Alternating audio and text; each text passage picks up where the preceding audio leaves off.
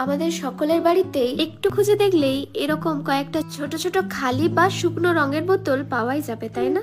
রং শুকনো বা শেষ হয়ে গেলেও এই বোতলগুলো কিন্তু পড়েই থাকে আমাদের বাড়িতে, বা আমরা কখনো কখনো ফেলেও দিই। আমাদের বাড়িতেও এরকম কয়েকটা খালি রঙের বোতল পড়েছিল অনেক দিন ধরে। তবে এত সুন্দর কিউট কিউট বোতলগুলো না ফেলে যদি এটাকে ঘরে সাজানোর মতো কিছু করা যায় তাহলে কেমন হয়, এই ভেবেই আজকে এই 3টে বোতলকে নিয়ে বসে পড়েছি কালার করার জন্য। প্রথমে ভেবেছিলাম 3টে বোতল 3টে ফেস এক্সপ্রেশন দিয়ে করব, তবে ওই যে আমি বসি এক ভেবে আর হয় আরেক।